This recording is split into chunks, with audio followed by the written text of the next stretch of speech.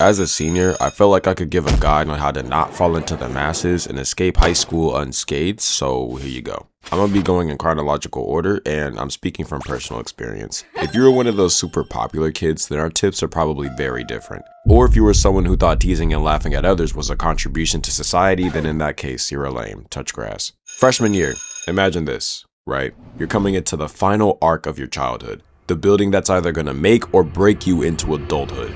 It's time to fit in. No, please don't. I'm gonna be blunt. The only things you need to focus on right now are figuring out where your classes are and keeping your grades up. I'm actually dead serious on the grades. Why? Well, fun fact, but your freshman year kind of sets up how your GPA will be for the rest of your high school career. What does that mean, Makai? Or ain't. Makai?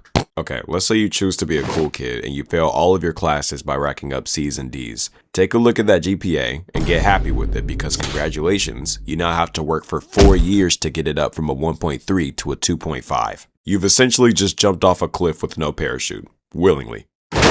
I'm just being dramatic, don't worry too much. Outside of grades, let's talk about friends. Hint, they almost directly influence the kind of person you'll become here, so please choose them wisely. Do they slack off in class? When's the last time they actually did any work? Do they peer pressure you into doing everything but focusing on your future? Do they ever focus on their future? Or do they live in comfort every day?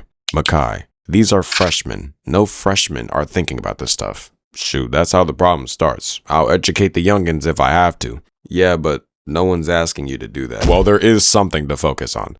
Drama.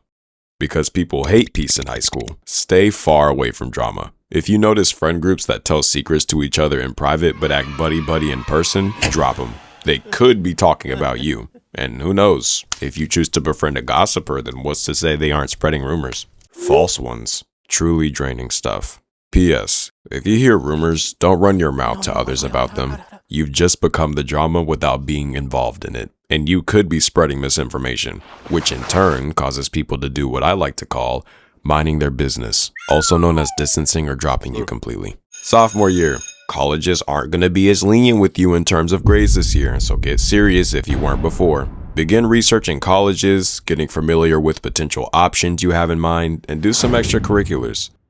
The exact opposite of what I did. Don't be like me, guys. I was barely thinking of college, couldn't name more than 5 of them at the time, and did nothing to get involved with my school. It was wake up, go to school, go home, and hop on the game or rot in bed. Just goes to show how qualified I am to speak on such a grandiose topic. If you are anything like I was, and all this stuff confuses you, I highly recommend talking with your school's counselor. Nothing revolutionary, I know, but I sure didn't consider this option at the time. No good staff member at your school will let you fail or stay confused, so long as you go up to them and let them know. Sorry for the abrupt cut, but this is actually where the video ends because I made this 3 months ago while I was in a bit of a rough patch, which is kind of why I sound as tired as I did.